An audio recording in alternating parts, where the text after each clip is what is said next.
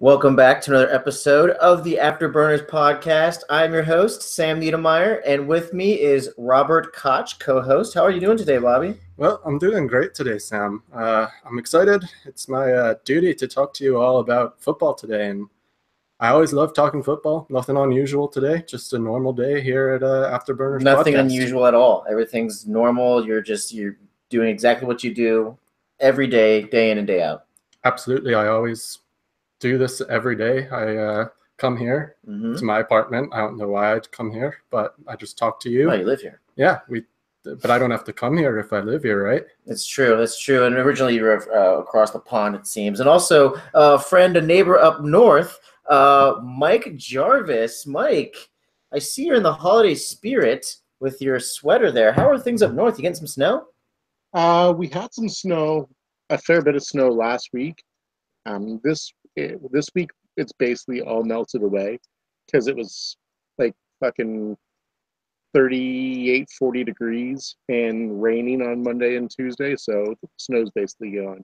All the snow's gone. Well, you look great in your holiday spirit, which leads me to the big question I wanted to ask you. Now we have we have Hanukkah, we have like Christmas, Canada. Like I don't really understand what you guys celebrate on Boxing Day, but is that like everyone goes out and like goes to the gym and just delivers haymakers at each other because they're airing their grievances? Like, because we had that on Seinfeld, it was called Festivus. Is that what happens on Boxing Day? Well, if you replace the gym with like malls and shops, then yes. I'll be honest, I don't know where the origin of Boxing Day came from. I believe it's the Boxers' Rebellion, yeah? Yeah, we'll go with that. I think, Isn't that like in China? I don't know, man. I'm not a history major. People just go out and shop or travel home or wherever, and you can usually get some pretty bitchin' deals on Boxing Day. I will be doing nothing. I will be sitting in this basement, probably ripping PlayStation 4 because I have to go back to work on the 27th. So Boxing Day is 26th, right? Yeah, it's the day after Christmas, so it serves as a kind of a nice break because I'll basically be gone from Friday, so the 22nd, through the 25th at night. So it'll serve as a nice break. I actually get a day to kind of hang out and do nothing. Well, in honor of Boxing Day, I'll probably get together with my friends from like high school and college, and we'll just fight each other because that's what friends do. Yeah, Guys, we have a very exciting show tonight. It's the last show of basically of the season that we're gonna have for Afteburners podcast. We have a little bit of a holiday theme. We're just gonna kind of go over and do like a best of and the best and worst that we had from this year. Talk about a little bit of if you had a Rudolph, like who would you take 1.01? See what we did there with the red nose. We got Rudolph, and then obviously we're going to do some wonderful holiday afterburns and different burns that we've had this week. But before we get started, Mike, why don't you deliver us some contact info, and then we'll go to our I was going to say UK friend here, but we'll just go back to Bobby. Yeah. So you guys can find me on Twitter at Mike Jarvis, and I'll pass that across the pond over to Robert. Yeah, you can find me at Rekt Fantasy. It's REKED Fantasy. It sounds exactly like it's spelled pretty much, and you can also find my work on Dynasty League Football. That's Dynasty League Football. The handle for Twitter is DL Football. So, as Sam has pointed out to me before, I've been wrong about the handle. Several times. Yeah, several times. And also check out Open Bar. I was on there last night, just drinking up a storm and talking about football, and it was a great old time. So you should definitely check it out. All right, and you can find me at The Needy One. And quick question, since you do talk a lot of football, what's going to happen with the Swansea manager? He got sacked. Is that the term you use? He got sacked recently? So the Swansea manager, he is going away because I heard that he touched someone inappropriately. I mean, that's what's happening to everyone over here in America, really right? I have no idea. I don't know why I just fell for that. He's bad at managing a football club. Mike, you got some Premier League knowledge, right? Like, I do. What's the scoop on that? basically Swansea, I don't know how or why we got onto this topic, but Swansea's in a relegation battle. He's bad at managing, and they shouldn't be in the relegation battle that they're in. They're not a good team, but they're better than the bottom three. So it's easier to sack. It's just like in American football or baseball or hockey, whatever. It's easier to sack a coach than a squad full of players. Well, are they all just not using their heads, Mike? Because, what I've learned about football is you always just got to use your head. Your head's pretty strong, and just heading the ball into the goal seems to be the way to win. Headers are pretty sick. I mark out pretty hard for headers. That's all I do in FIFA when I'm playing FIFA. Oh, just lob it up and try to head it. Yep, and then L1 in circle, boom. Like it's a power header. And on Boxing Day, right? You get in a boxing match with someone, you just head them. Exactly. This is what a fantasy football podcast is all about.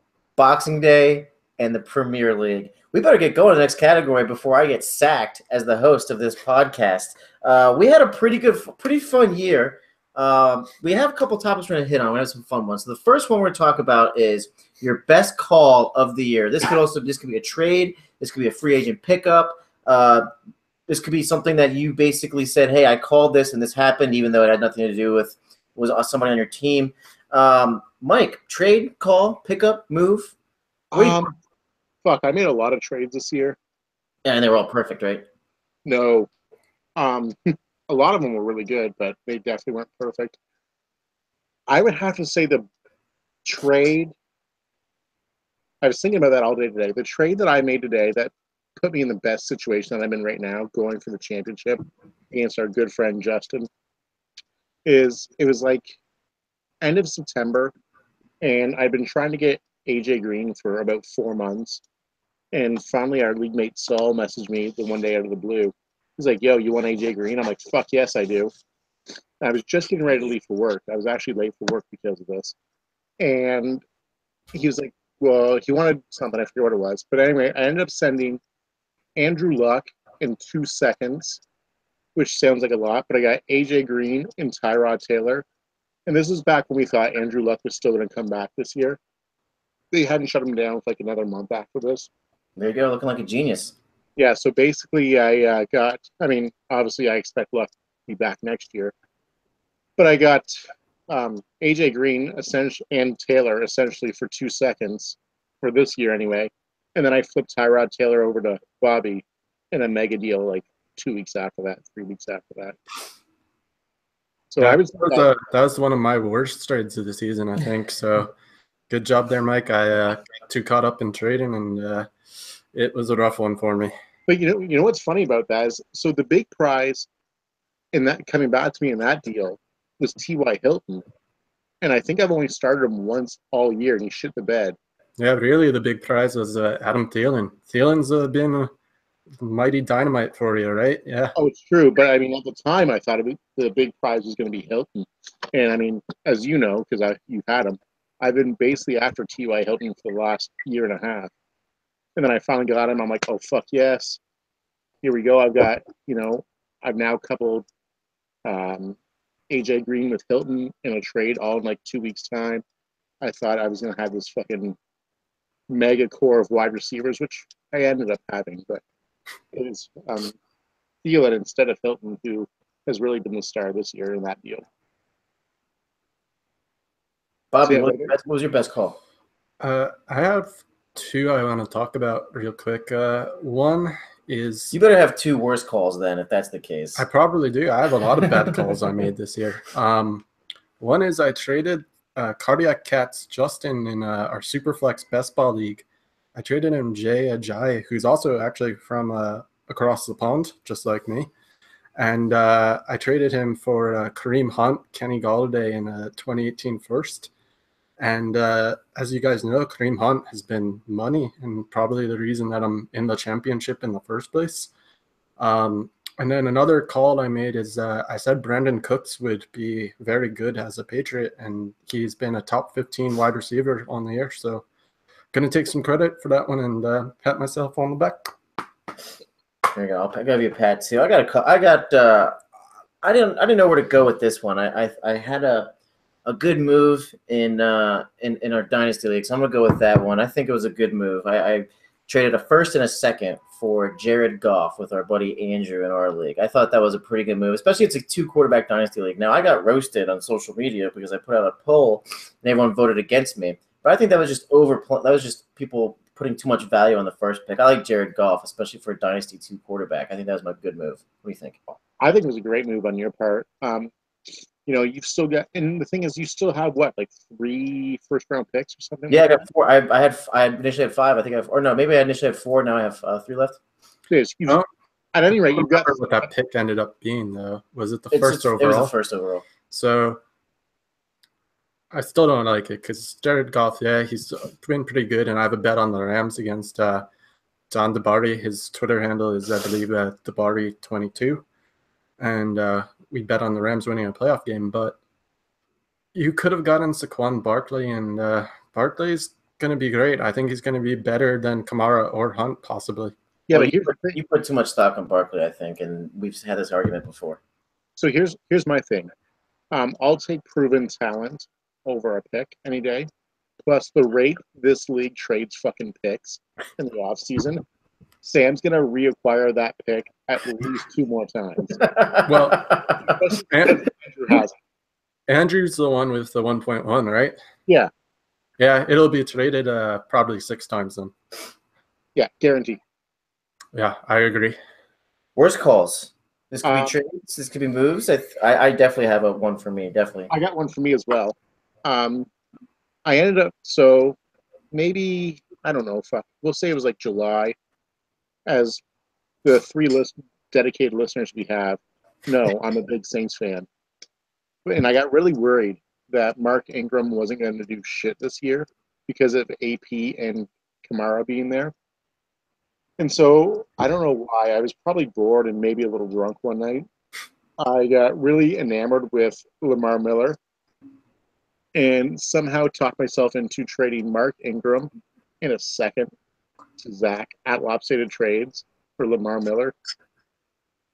And in retrospect, that was a fucking awful deal. Not that Miller's had a bad year.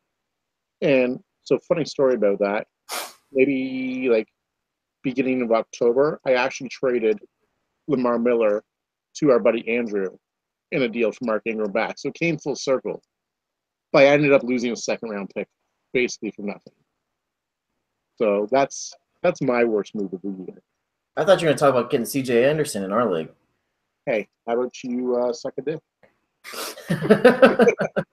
C.J. Anderson, I'm still a big C.J. Anderson truther. We saw what he did last week when he's actually given the touches.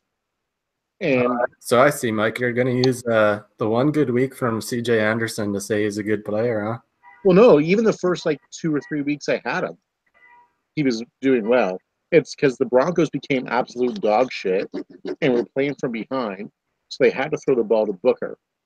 And even acquiring C.J. Anderson, that led me. I flipped C.J.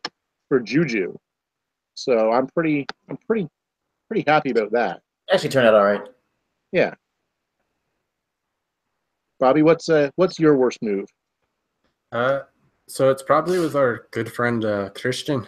And before the season started, I really liked Mike's Saints Willie Snead. So I traded Duke Johnson, Golden Tate, and I think that was it for Willie Snead, Laquan Treadwell, and DeAndre Washington. So clearly I got super valuable players out of that deal. I did actually end up managing to flip Laquan Treadwell with Sammy Watkins for Corey Davis and a first.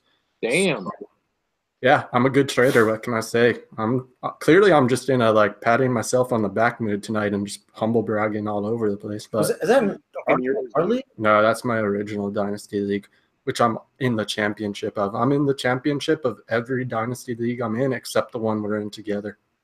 Yeah, so I don't really have any proof. You're just making this up. And I've been in championship. I've been lying to you guys about what my voice was before tonight, so Clearly I'm just a liar. Sam, what's your worst move? Yeah, as you guys know, I've been hating on Kareem Hunt since day one. And then before the season even started, this isn't a redraft league. Before the season even started, I was offered Kareem Hunt for C.J. Anderson straight up because I had C.J. Anderson, and I turned it down and actually said, "You're a fucking asshole with that. I don't even want to counter. I don't even want to counter." Wow. And Kareem Hunt then immediately became like the hot commodity after week one. So I tried to trade again. I said, "Oh, you still up for that trade, C.J. Anderson for Kareem Hunt?" Didn't happen. It's Natural. Coughlin. I've got one other really bad move on myself this year that I made.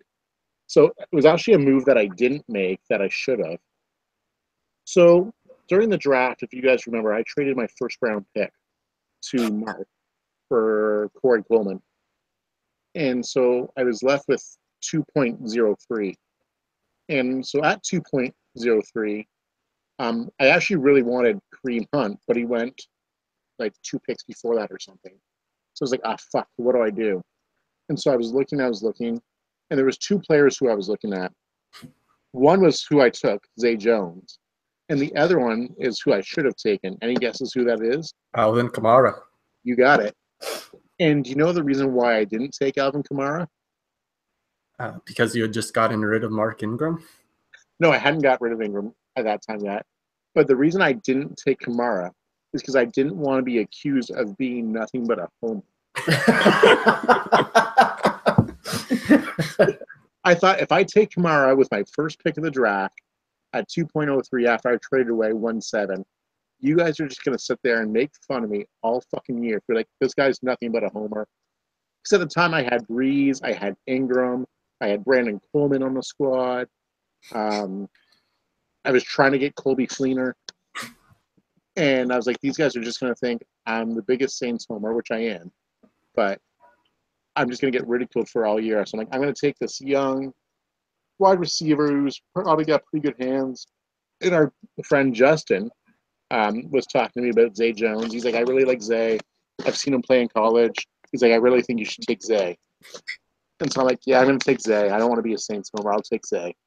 I felt really good about it until like week 3. And I'm like, fuck. I'm an idiot. I have another bad call that I made in our league, so you guys will. And this is, again, our friend Justin. I got to throw a bone his way because we've been talking about moves that came back to bite him. But I traded him Travis Kelce for Tyler Eifert in a first-round pick because I thought I was selling high on Travis Kelce. And I regret it because I did get Mitchell Trubisky, who I still believe in, but Tyler Eifert is garbage. Yeah. I remember you talking about that deal. I forget what my stance was, but I remember I was very pro one way or the other. You said I should do it. So you're equally to blame. Fuck you, Mike. Maybe I was just trying to get you to get rid of a good player. Well, fuck, I don't know. That's the last time I talked to you about doing a fucking deal, eh? Yeah. So the next segment is going to be sponsored by our good friends at Heineken. Now, Heineken doesn't know they're sponsoring this podcast, but we're going to get there too. So this next question, Mike, sponsored by Heineken. And our good friends Mill Street Brewery. Queen Street? What is that? Is that good? Mill Street Brewery. It's a Mill Queen Street cider. Real quick, why we're sponsored by Heineken tonight is 1, I'm running low on Shinerbock, and 2, Shinerbock's been making me feel very full lately. Shinerbock, please don't not sponsor me because I said that. I still love you. I just can't drink you as much. It goes right to my belly. Get it together. Get in his belly. Get in my belly. So let's say this, all right? Because of the holidays, we're going to say you're Santa. Who would you take as your Rudolph if you could start a whole new dynasty? Startup draft. You're going 1-1 because you're Santa and you need a strong Rudolph to take you through that fog. Who are we starting with? Who's going to be your 1-1 pick? Bobby, you can go first. So I'd be accused of being a homer here. Well, actually, I can't be a homer because I'm not even from New York. But I'm going to take Odell Beckham still. I think he's one of – I mean, I love Jay Ajayi. Well, here's the thing. No, he's because he's a homer. Actually, I don't love JJ because JJ is from England, you know, and I'm not quite from England. And it's very offensive to assume that anybody who has an accent that sounds like this has to be from England. Brexit. But yeah, Brexit was terrible. Anyway, I would take Odell Beckham because of the age. And I know people are concerned about his quarterback, but here's the thing.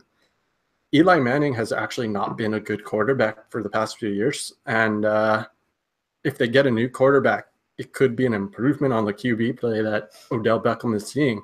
So you think about the stats he's been putting up with this guy who, don't get me wrong, I like Eli Manning just from what my friends in New York tell me about him and from watching the game from afar.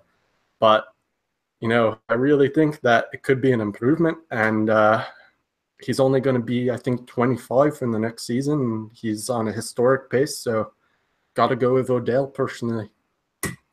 Over to you, Mike. I'm not going to be a homer with this pick.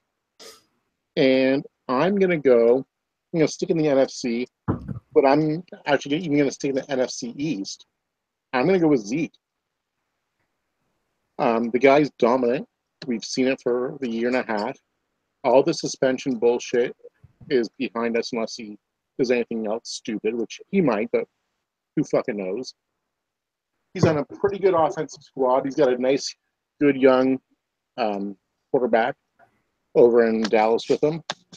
The guy just is if you're Santa and you need a reindeer to fucking plow through that fog, you need a running back who will plow through those defenders. And I can't think of a better running back for age and just the system that he's in right now than Zeke Elliott. Yeah, I'm going to be a homer, and I'm going to say it's really hard for me not to take Le'Veon Bell still. I mean, the guy's the second best receiver, and the person who's on his team is the best receiver in the NFL. He's the second best receiver on the team. The volume is there. People are going to say, like, his yards per carry down, but I don't care because he gets the touches, right? Like, right. Even if he finishes first in fantasy points and he had, like, oh, he didn't have fantasy, he didn't have a yards per touch. I don't care. If he finished first in fantasy points for like 2-3 straight years in a row, there's something to it. So it's still hard for me to not say Le'Veon Bell wouldn't be my number one overall pick. And he's only 25 still. So he's still got I would say another 3 to 4 solid years left. And that the 4 might be stretching it. But, some running backs have it. I think he's just smart with his body. He runs out of bounds a lot. I don't know. Like, I would still take Le'Veon Bell. You got 3 solid years at a premium position. You got to take that. Yeah, I like Bell. My only concern with Bell is he going to stay in Pittsburgh?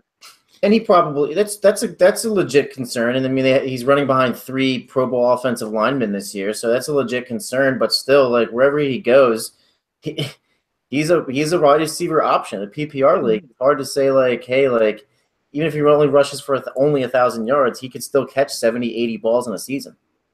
Oh, absolutely. Yeah, I mean, I don't think any of the picks that we mentioned were bad picks. Any one of those 3 could be a good route off for you.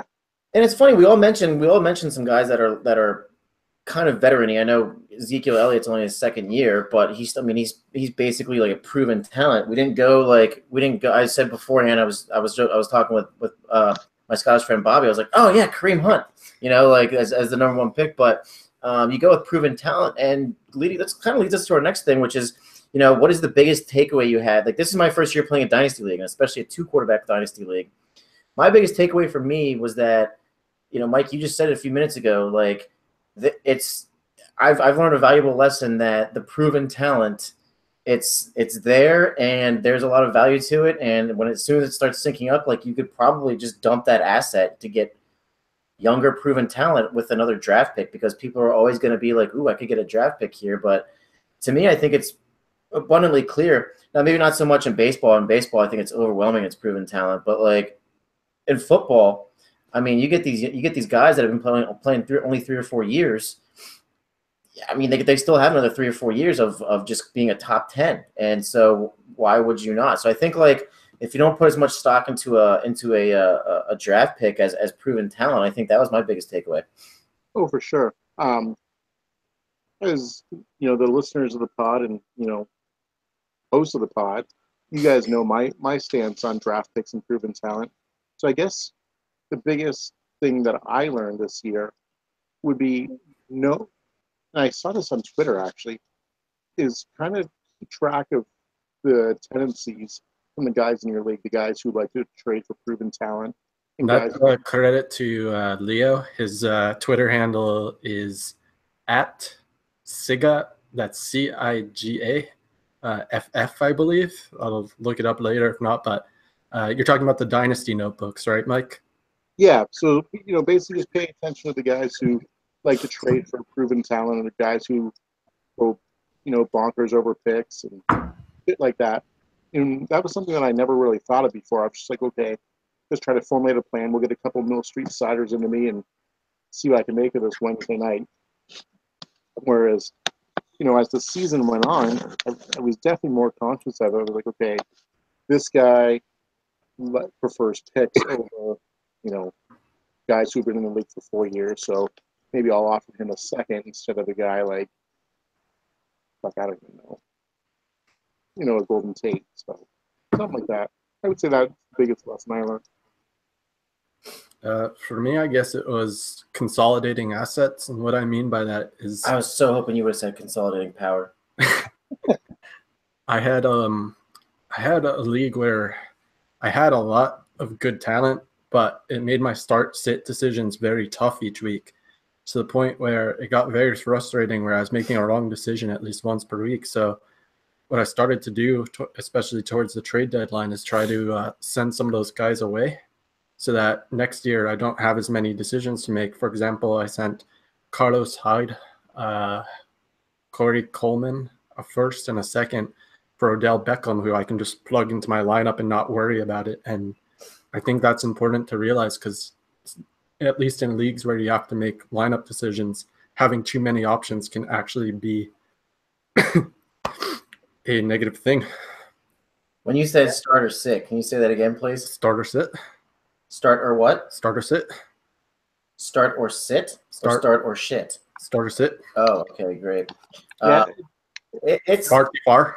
It's funny, before the season, you guys remember my roster. I had dog shit for basically, like, I was a complete total rebuild. I inherited a terrible team last year, and I was like, you know what? Tear it down, build it back up. Yep. I remember thinking to myself, there's no way I win a fucking game. Well, I won like 2. And judging by, like, and you look at like the point differential and stuff, like, my points were like my point differential was bad, but still it wasn't like to the point where I was like getting annihilated week in and week out. And like if you go by point per game, point per week system, so to me, like, I had all these guys that I was looking forward to. But if you have like the proven talent, like I have a couple guys that have proven talent, right? Like Carson Wentz, like he's good. Yep. Now I have Josh Gordon. I'm excited for next year. I got some proven talent guys. I'm going to add in some pieces. I might make a trade here or there. Coming for you, Mike. That's the whole point of playing Dynasty, man. Yeah, you're probably going to. That's it. You're probably going to acquire your boy Le'Veon Bell for me this offseason. So, I mean, I would always be intrigued by Le'Veon Bell. I get Le'Veon Bell, dude. I'm automatically a contender. Yeah, he won't come cheap, but he'll definitely be on the trade block this offseason. Because then I also have Connor, who's the backup. Mike's adding this to his notebook right now. He's going sell Le'Veon Bell to Sam for first next season. No. The price would have to be right. I'm not gonna be crazy. I learned my lesson. Right, but I mean, you look at what I did last offseason. So I made the finals last offseason, and Jack, had a great team. There's no denying that. But I think I lost because I was very top heavy, and I had AB and Breeze and Luck, and I don't remember who else was on my squad at the end of the year last year. But I just remember being very top heavy. So like the last week, I had a couple guys who were nicked up, and I didn't have a lot of depth. So what was the very first thing I did? Basically, the day that this year opened up, was I sent a message out saying, Antonio Brown for sale. Send me your offers. And then Zach gave me a shit ton of assets that I couldn't turn down, and that started the rebuild. So this year, I don't think I have as much top-heavy talent, but I think I have way more depth. And you look at my squad, and you're like, okay, that's a solid guy, that's a solid guy, that's a solid guy. And so I'll probably be looking to unload another top piece right at the end or at the beginning of the year when the trade freeze ends in a week or whatever that is. I had a quick. I'm sorry, I got carried away because I was reading about the origin of Boxing Day, and it just says that it's a holiday celebrated the day after Christmas Day. It's on 26th December, although the attached bank holiday or public holiday may take place either on that day or 2 days later. There's literally that's it. That's what it says. There's no like origin. There's no like, hey, it started when it was because of this. I'm literally just reading what it says, and I'm baffled that there's no background story behind Boxing Day. Now, I read this about like 16 minutes ago, and I've been waiting to say it for the right time. And you gave me enough closure on that statement, Mike, to say that you know, are the man at fucking fantasy football dynasty that I was like, all right, time to go back to this Boxing Day because you guys obviously don't know what the fuck is going on up in Canada, except for dynasty fantasy football, in which you are obviously pretty good at. I'm pretty good. I'm pretty good at fantasy sports. But you don't know shit about December 26th. I don't. Oh man, we're running out of time, boys. We got a few minutes left. I mean, you know, obviously it's our show, so we can do what we want. But with the holidays right around the corner, and let's just say holidays can be anything you want: Boxing Day, Christmas, Hanukkah, Kwanzaa, whatever you want it to be. Celebrating Nessie. Celebrating Nessie. By the way, is there a Boxing Day in Scotland? Good question. I don't know. So just to go in a little background here, I grew up on a farm raising some sheep, you know, and my dad taught me how to tend to the sheep. And I didn't leave the farm all that often until I came to New York for college, and I've lived here ever since. So between the farm and the city, I don't really know too much. Those are completely polar opposites. Yeah, it was a big culture shock when I came here. Yeah. I see you're having trouble fitting in. Yeah, it's really difficult. Mm-hmm. What's your experiences from living on a farm? What would you say is the best and worst animal? That's a tough one. So I tended the sheep, so I had a pretty close relationship with the sheep. They also provided warmth in the winter. You can take that as you want, and you can shear them. But the horses weren't my favorite. Horses are so it's a horse farm too. Yeah, they're horses. My dad liked to breed some horses, you know. That's a funny story. I used to have a pretty bad job. So what I did when I was in high school is I would wake up early and go to the horse farm near my parents' house. It'd be like 4 o'clock in the morning, and I would actually have to clean the horses' cocks. I would have to like stick my finger into the hole and clean out all of the encrusted sperm. So now you know why I don't like the horses. Yeah, man. I understand what you mean. I had to, wash it and everything, massage it, caress it. I didn't get laid until I was well into college. If that's related at all to the horse cocking cleaning. You should have worked on a farm in Scotland. Yeah, I mean, they pay me pretty well at this place in Virginia. They paid me very well. It was like $5 an hour, which at the time, because I'm an old man, that's like gold now. You do it with inflation, that's like that's like 1 trillion bitcoins an hour now, man. If you like put down to it, but I guarantee you, it was a paying bank in Scotland, huh? It wasn't good money, but it was a cozy life. Sat by the earth and just told some tales. It was fun. How about any Scottish Christmas burns that you have that you remember, or Scottish Hanukkah burns over the years? Yeah, so I hate when people give me a hard time about getting me gifts. I know I'm difficult to shop for, and it's because I like practical gifts a lot, but when people put pressure on me about what gifts to get, it just makes me feel bad. And isn't that like the opposite of what you're trying to accomplish with giving a gift? You're trying to make me feel good, all right? So by being like, oh, you're so difficult and I can never figure out what to get you, well, I don't know what to tell you, and it really just makes me feel bad. So please stop in the future. Did you want me to get your fiance for this, or? No, that was for everybody. Okay, all right. Literally everyone. I just know I'm difficult. I'm sorry. I apologize for it profusely, but I can't control it, You can't control being a difficult person to buy for? Yeah, just can't. I don't know what I want. I never have. So is the burn on everyone else or is the burn on you? It's both. Okay. It's both. Oh, but I do have a quick story to tell, and it's not related. But since we're going on a bunch of tangents tonight, I figure why not. I was at a comedy festival recently, and Leslie Jones, she came out, and she burned the fuck out of me. And this was like Afterburner of the century. She talked about my fiance having to wash my, she called them drawers. I call them boxers. Do you Americans call them drawers? No, actually, that's a British term. Oh, all right. Well, anyway, she burned the fuck out of me by talking about shit stains, saying that she had to wash some shit stains. And she also told my fiance to blink if she needed help. I didn't appreciate that. I'm a good man. I pay my taxes. I do what I got to do. So, Leslie Jones, while you burned the fuck out of me, and I appreciate a good burn, I was pretty embarrassed. And there's a video that if anybody really wants, I can share with you. It's about a minute long. So there you go. There's my off-topic tangent for the day. That's a good burn. You got burned. Yeah, I got burned hard. Mike, give us a holiday burn. Were you just playing with a cat, by the way? Yeah, it's my cat Gertie. She wanted to say hi to everybody. Hi, Gurney. So my holiday burn, I guess, would be fuck, I don't even know.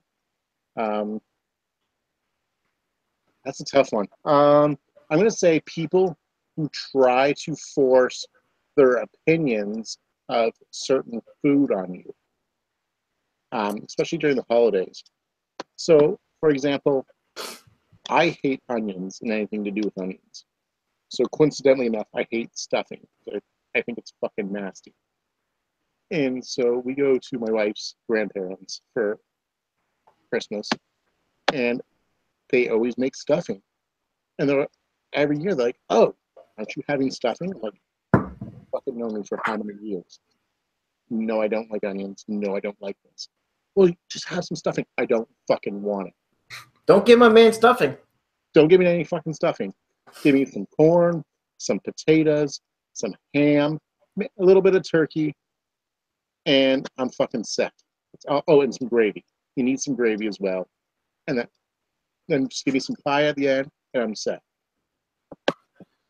Well, I think I was gonna afterburn someone, but I think we actually all got burned these last couple of weeks because one, net neutrality was repealed. So that's a big scare. I understand there's going to be some lawsuits involved with that from different states. So that's number one. You'll understand the entire system about states suing the federal government. It's all very confusing, but as a foreigner, I don't think you quite understand that. Yeah, all I really understand, I told you, is the city and the farm. I don't know what goes on outside the city, man. That's true. That's true. We are a bastion of light in an otherwise dark country. So that's number one. And then number two, apparently, like we're going to be paying debt for the rest of our lives. So that's pretty fun. Now, I hate for this to become a political show, but it's very quite hard for me not to say, America, you've officially been afterburned by one fucking man and his Goonies. And it's almost like on those episodes of South Park where Mr. Garrison is walking around and literally fucking people and saying, like, well, I'm going to fuck you. And that he's making fun of Trump, but that's literally him. Wait, Eddie, the South Park you're telling me that the South Park depiction is not actually America? I thought Mr. Garrison was your president. Well, he kind of is, yes. That's very true. Right. So congratulations, America. You've been pushed into a goddamn toilet hole these last 3 weeks and just flushed down a toilet with Chipotle shit stains in your drawers and not wiping. That's how I feel. That's what's happened to us. And then according to Leslie Jones, that's you don't use the toilet paper, you just read it. It's reading material to us men, apparently. Well, I guess that's it, right, guys? Wait, Mike, you got one final thing you were gonna say there? After America got pushed into the toilet, they not only do they get pushed into the toilet with Chipotle fucking shit stains, they were then forced to eat stuffing. Hey, I actually disagree with you there, Mike. I think stuffing is great, and I think onions are great. So, was it your grandma? My wife's grandma. tell your wife's grandma I'll be over to eat all of the stuffing. You can have my share. I only had potatoes back where I was from, so stuffing is great. Connor Coop's grandmother might get jealous. Oh yeah, Cooper Cup's grandma. If you What I call him, Connor Coop? Cooper Cup's grandma, if you make stuffing, I will also gladly accept that. Your grandson is still great. I think he's number, I want to say 2 among the rookie receivers this year. But that's 2 for those who, or maybe 3. I really don't know. When you say number 2 like that, it actually sounds like you're dropping a number 2. Maybe I did a little bit. Maybe that's where the shit stains came from. We're gonna get Bobby some Chipotle away here before the show ends, guys. Thank you so much for listening. You can find Mike at Mike Jarvis, Bobby at Wrecked Fantasy. Of course, this is at Afteburners Pod. I'm at the Needy One. Find us all there. Have a safe holiday season. Happy New Year. Stay safe. Stay warm. Good luck if you're in the finals. Bobby's in about 7. I don't know if you've heard him today, but he is. Mike's in the finals in our league. So good luck, guys. My season's done. We'll be back next year. Don't know when, but look out on our tweets. Look out on our Instagram, and we'll be sure to let you know when our next episode will be. Happy holidays, everybody, and keep it classy, Fantasy Twitter. And because we forgot to, here's the obligatory shout out to Mark at Welt Fanity. Have a good Boxing Day, buddy. And go out there and win those championships, everybody. And yeah, we'll see you next year. And again, keep it classy.